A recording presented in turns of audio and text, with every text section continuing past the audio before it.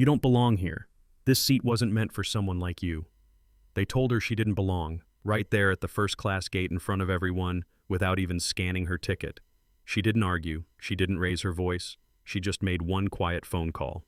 And within minutes, the gate agent who tried to block her was pulled from duty while the girl she tried to shame walked onto the plane through a door reserved for only 3 people in the country. Before we begin, tell us where you're watching from. And if you believe dignity can speak louder than power, hit like, subscribe, and don't forget to turn on the bell. Hours earlier, Imani had arrived at the airport with a calm stride and a clear purpose. Terminal A buzzed with its usual rhythm. Rushing feet overhead calls the clatter of rolling suitcases. But she moved through it like she belonged, not with arrogance, but with clarity. This wasn't her first time flying, but it was her first solo trip under her name, using her father's executive travel credentials. She wasn't flaunting them. She didn't need to. Her father's last message still lit up her phone. "Proud of you, sweetheart. See you soon. Love, Dad." As she approached the sleek first-class check-in area, everything about the space seemed choreographed for exclusivity. The glass partitions, the marble counters, the sharply uniformed agents. Imani didn't hesitate. She stepped forward and offered a polite smile, boarding pass extended. The agent, a middle-aged white woman with a tight bun and a tighter expression, glanced up. Her name tag read Trina Galloway. For a brief second, their eyes met. Trina's scanned, assessed, then cooled. She didn't reach for the pass. "This area is for full fare first class only," she said, the corners of her mouth lifting into a practiced smile that didn't reach her eyes. "I am full fare first class," Imani replied calmly. Trina didn't budge. "Must be one of those promotional upgrades. Unfortunately, those don't qualify for lounge access." Imani's grip on her carry-on tightened slightly. Her voice remained level. "My ticket was booked directly through the airline's concierge service. You can verify it." But Trina didn't. Instead, she turned to greet the next passenger who had just arrived. An older white man with silver hair and a platinum loyalty tag visible on his briefcase. "Welcome, sir," she beamed. "Would you like a refreshment while you wait?" Imani stepped aside, but only slightly. She wasn't moving out of defeat. She was making space. She opened the airline app on her phone. Everything was in order. First-class seat, priority boarding, verified booking under concierge authorization. Still, she knew what this was. She'd known it the moment Trina looked her up and down and decided she didn't fit the silhouette of someone worth scanning in. Behind the counter, Trina whispered something to a nearby colleague who glanced toward Imani with hesitation before lowering his eyes again. The line moved. Others were waved in. No one questioned them. Imani remained in place, silent, centered, and undeniable. She wasn't here to argue. She didn't need to prove anything. She had paid. She had prepared. She had every right to be exactly where she was standing, and soon enough the system that had tried to exclude her would be forced to catch up. Trina Galloway hadn't moved from her post behind the check-in counter. She stood with one hand resting on the scanner, the other tapping lightly against the desk, as if waiting for Imani Brooks to remove herself without further prompting. But Imani didn't budge. After a few minutes of thin air and thick silence, Trina finally stepped around the podium, heels sharp against the marble. "Let's not hold up the line," she said curtly. "If you'd like to wait, there's a seating area just outside the lounge entrance." "I'd rather wait here," Imani replied, voice even. Trina paused, her eyes narrowing slightly, then stepped back behind the desk. "Suit yourself." The tension thickened. Imani watched as passenger after passenger was ushered through without issue. They showed their passes. The barcode beeped. A smile, a nod, a welcome. That's all it took. For them, but not for her. She looked back down at her phone, double-checked the confirmation email, the booking code, the tier tag, Sapphire Black, authorized beneficiary Imani Brooks. Everything was valid. Everything was in place. Across the counter, a younger male staffer, his name tag read Jalen Morris, glanced in her direction. He hesitated, then leaned toward Trina and spoke in a voice low enough not to carry. Trina cut him off mid-sentence with a sharp shake of her head. "She's one of those upgrades," she whispered, though not quietly enough. "Just looks fancy on paper. It's a mess when you actually scan them. I'll handle it." Jalen looked unconvinced but said nothing. Moments later, Trina stepped around the desk again and approached Imani directly, holding a clipboard and her own phone. "We've had issues with ticket fraud recently," she began, her tone suddenly corporate smooth. "People buying from third-party vendors reselling seats. It's nothing personal. I just need to verify your ticket before you go any further." "My ticket was booked directly by my father," Imani answered. "Through his executive account." Right, Trina said with a short nod. And who exactly is he, Malcolm Brooks? Trina blinked once, no sign of recognition. Or maybe she knew the name and didn't want to show it. I see, she replied. And are you listed on his account as a verified traveler? I am, Imani said. Sapphire Black authorized under his trust. You can check. But Trina didn't check. Instead, she smiled, a thin, rehearsed thing that offered no warmth, and said, We've had cases just like this before. The name matches loosely, but the credentials don't. Someone screenshots a booking confirmation, shows up confident, and expects us to wave them through. Happens more often than you think. Imani's breath slowed. I'm not asking for special treatment. I'm asking you to do your job and scan the ticket. Trina's voice cooled another degree. Scans don't always tell the full story.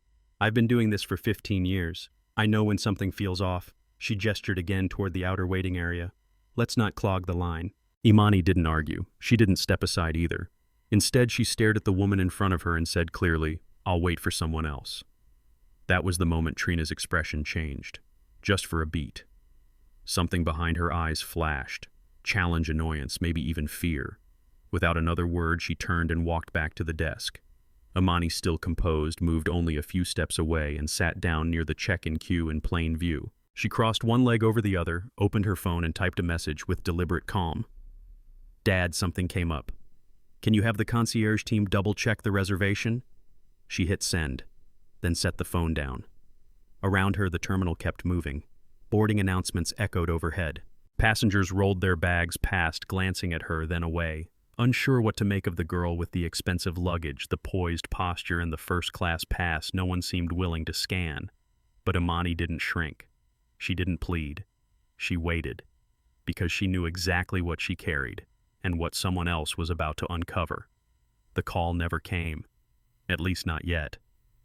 10 more minutes passed. Imani remained seated, her phone resting quietly in her lap. Her posture unchanged, her expression unreadable. Around her, the world continued moving. Boarding announcements cycled through speaker systems. Children tugged at luggage. Somewhere a coffee machine hissed behind the newsstand. Life uninterrupted, except for the tension that coiled just a few feet away.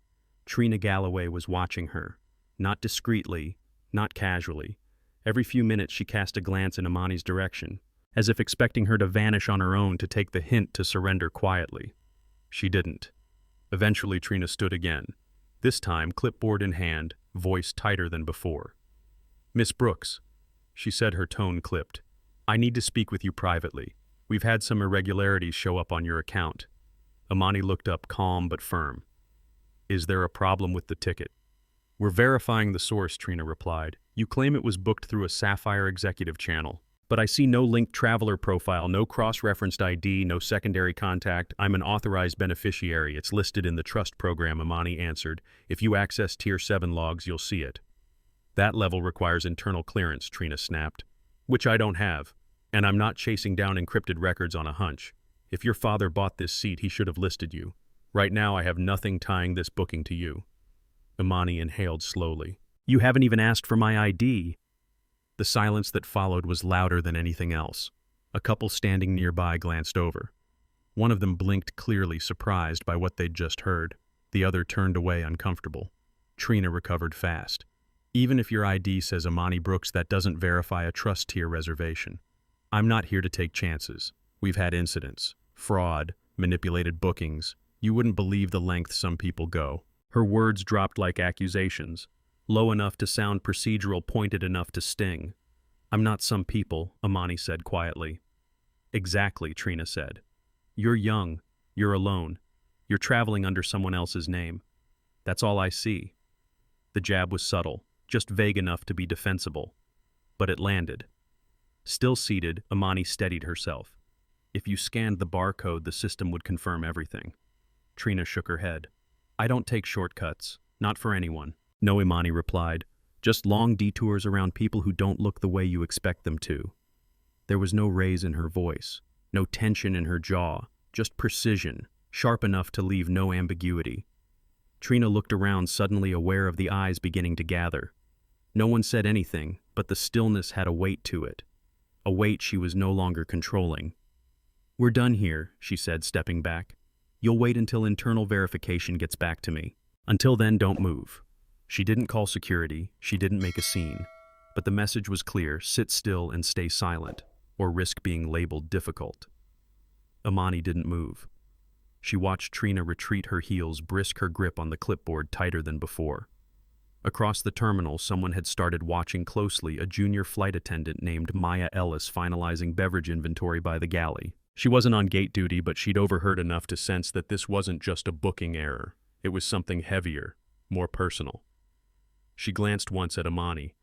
The girl hadn't raised her voice, hadn't made a demand, hadn't even stood, and yet she was being treated like a threat. That told Maya everything she needed to know. Back at the gate desk, Jalen Morris stood stiffly beside Trina, caught in the uncomfortable role of silent witness. He'd seen the boarding pass. He'd felt something was off. But policy and power were two different things, and Trina held both, at least for now. Amani sat upright, her legs still crossed, her eyes on no one in particular. She wasn't waiting for permission to exist. She was waiting for the moment the system had no choice but to see her. And it was coming. Amani's phone buzzed once in her lap. She didn't flinch. She already knew it wasn't the response she was waiting for. Malcolm Brooks didn't answer immediately. But when he did, things usually moved fast. Across the check-in area, Trina Galloway was still working, still talking, still typing, still trying to make the system prove her right. But the energy around her had shifted. There was tension in the air now. Not open conflict, but the kind of quiet resistance that comes when too many people have seen too much. Behind the galley station, Maya Ellis moved with purpose. She tapped into the crew terminal, fingers steady as she navigated through passenger tiers and booking manifests. She wasn't supposed to look. She wasn't assigned to this gate.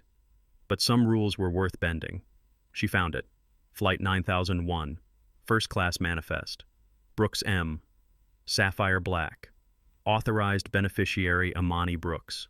Her eyes froze on the number: over 2 million miles. Status: unbreakable tier founders trust program. Not just elite, untouchable. Maya printed the public-facing verification slip and slipped it into her pocket. Then she walked, quietly, deliberately, toward the check-in desk. Trina saw her coming. "What are you doing?" she asked, voice sharp. "I was verifying inventory," Maya replied calmly.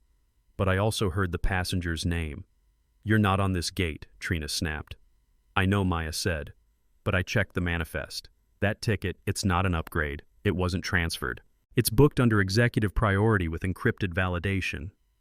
Trina folded her arms. "And you thought it was your job to interfere?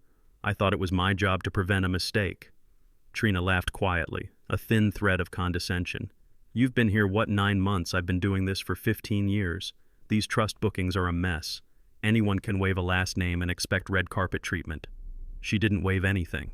Maya said, her voice steady. She waited, silently. "While you made assumptions." Trina didn't respond. She turned away, walking briskly back to her podium, clutching her tablet like a shield. Maya lingered by the side, uncertain whether she had helped or just made things worse. Meanwhile, Amani remained where she was. She hadn't heard the exchange. She didn't need to. She could feel it. Something had cracked. The energy in the terminal had shifted, tilted slightly in her direction. Moments later, a suited man stepped into view near the gate's edge. Charcoal blazer, platinum badge lanyard, calm stride. Not security, not customer service. Nathaniel Kerr, Regional Operations Oversight. He walked with quiet authority, no raised voice, no need for introductions. He paused near Trina's desk and asked a single question in a voice too low to hear. Trina stiffened. Amani saw the exchange but stayed seated. Her fingers brushed over the phone in her lap. One name glowed on the screen. Still no reply, but she didn't need one anymore. Trina stepped forward. This time she didn't bother with charm. "We're still waiting for internal clearance," she said. "But if you'd rather not delay boarding, there's an open aisle seat in economy. Row 31C. It would require a small fare adjustment. $80. Amani tilted her head. "You're offering to downgrade my ticket." Trina smiled, flat and false. "It's an option. Some guests prefer to avoid further complications. This is the complication," Amani said. "Not my seat." Trina's eyes flicked to Nathaniel, who said nothing, just watched. "No offense," Trina added, "but sometimes passengers end up in places they didn't intend. It happens. This would just be simpler." For who, Amani asked. Trina didn't answer. Instead, she flipped her tablet toward Amani again. "Row 31C, aisle, Still has extra legroom. Imani didn't blink. You're offering to sell me a lesser seat on a ticket I've already paid for. I'm offering a way forward, Trina replied. No drama, no delay.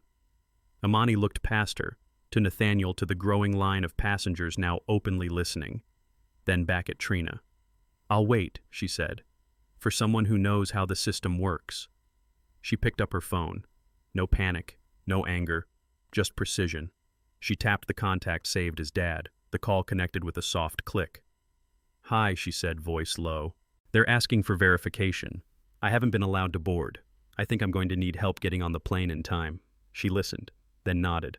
Okay, I'll wait right here. She hung up, placed the phone back in her lap, and folded her hands. She didn't need to argue. She didn't need to raise her voice. She'd already done everything right. Now it was the system's turn to catch up. The phone rang, but not the usual desk line. The one Trina used to shuffle passengers or coordinate with gate staff. This ring was sharper, a two-tone chime that signaled internal priority access, a code-level ping. Everyone near the counter paused. The volume in the terminal didn't drop, but something else did. Certainty. Nathaniel Kerr, still observing, silently answered. His eyes flicked to the screen. A single name had triggered the override. He didn't speak into the phone. He didn't have to. He just nodded once and hung up. Ms. Galloway, he said quietly, turning to Trina. You need to step aside. Trina blinked. Excuse me. You're currently delaying a Tier 7 sapphire black passenger, Nathaniel said, his voice still low but unmistakably final. This has been escalated to executive operations. They've confirmed identity and authority. Trina's lips parted slightly, then pressed into a tight line. No one told me. It's not your role to be told, Nathaniel cut in. These credentials are encrypted for a reason. The override tier isn't meant to be accessed without command, and you never initiated one. She hesitated, then tried again. I was following protocol. Her profile didn't match. The name wasn't linked to the reservation, because it never is, Nathaniel replied. That's exactly how discretion accounts work. Her authorization was pre-cleared. You acted on assumption. Behind him, Maya Ellis watched from her post, fingers still curled around the printed confirmation she'd handed over earlier. She didn't smile. She didn't speak. She didn't need to. The silence said enough. Imani, still seated, finally rose. Her movement wasn't dramatic. She didn't toss a glance. She didn't speak first. She simply stood the same way she had waited, calmly, deliberately. Trina looked at her, not with authority this time, but with something closer to disbelief. She opened her mouth to speak, maybe to apologize, maybe to deflect. But Imani beat her to it. You made your decision, she said, voice soft but exact. Now let them make theirs. Nathaniel turned to her with restored formality. Ms. Brooks, your boarding has been reinstated. You'll be escorted directly. No further delays. Imani gave a single nod. Thank you. I'll walk. She didn't need the cart. She didn't need the spectacle. The real statement had already been made. She hadn't moved for power. She had waited for the truth to catch up. As she walked toward the boarding corridor, Trina stood frozen behind the desk, her badge suddenly feeling heavier than it had all morning. Nathaniel didn't look at her again. He tapped the desk once, picked up the phone, and placed a new call. We're going to need HR to meet me at Gate 6. Across the terminal, several passengers leaned in, subtly catching fragments of the exchange.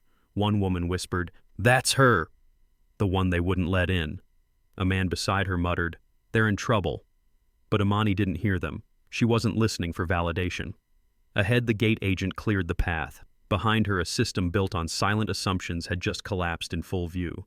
And Trina Galloway was standing in the wreckage of her own certainty. Trina Galloway didn't speak as Nathaniel Kerr made the call. She stood behind the podium, shoulders rigid, fingers clutching her tablet, as the words internal investigation gate privileges suspended and executive review rolled out with surgical precision.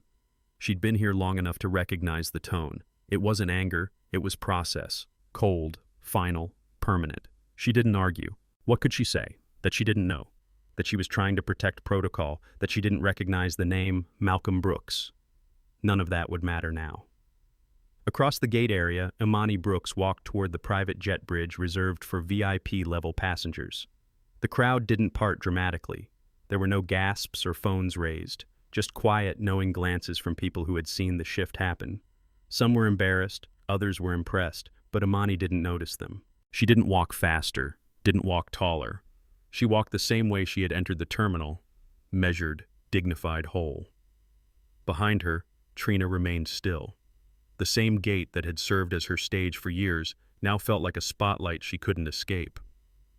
Jalen Morris, the younger staffer who'd hesitated earlier, stepped in beside her to quietly take over the counter. He didn't look her in the eye. He didn't need to. A few minutes later, 2 HR representatives arrived, followed by a manager in a gray sport coat with a clipboard and a sealed envelope. Trina's name was already printed on the label. No yelling, no scene, just the beginning of an ending. "Your gate access is on hold pending review," the manager said.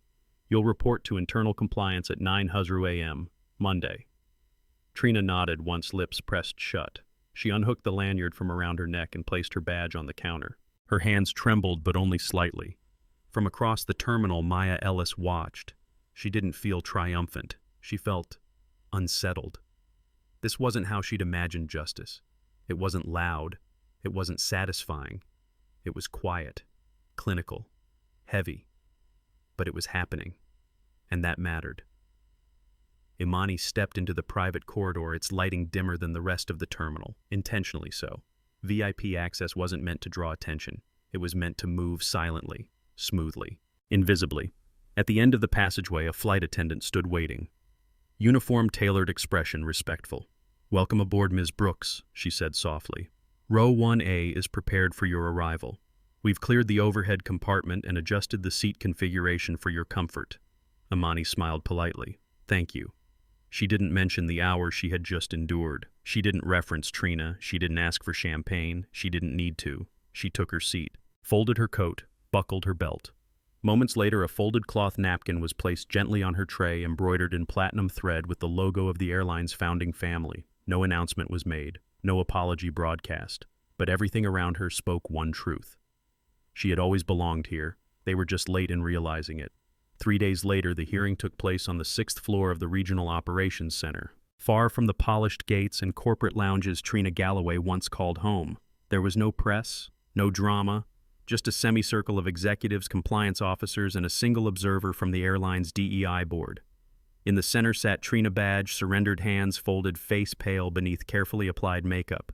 She looked like someone clinging to what used to be true. The review was not just about one incident. Over 72 hours, the internal team had unearthed a pattern. Subtle, consistent, impossible to ignore. Passenger complaints, booking irregularities, quiet denials dressed as policy. Most cases involved travelers of color. Most never escalated. Until Imani Brooks. When the panel asked for a statement, Trina offered one. "I was trying to protect process," she said. "I didn't mean to offend. I didn't know who she was." That the ethics officer replied was exactly the problem. A week later, her name appeared on a new list. This one posted inside the orientation room of the Brooks Foundation's Bias Re-Education Program. Participant number 473, Galloway T. The conference room didn't feel like punishment. It felt like exposure. Soft lighting. Lavender oil diffused into the air. A whiteboard read, "Bias Reflection. Week 11, The Mirror Within." Around her sat others, agents, staff supervisors, people who, like her, once believed their judgment was neutral. Now they listened. Trina mostly stayed silent the first few weeks. She took notes, crossed her arms, avoided eye contact. But something shifted when the stories began. A black pilot mistaken for ground crew. A Latina mother pulled from the priority line.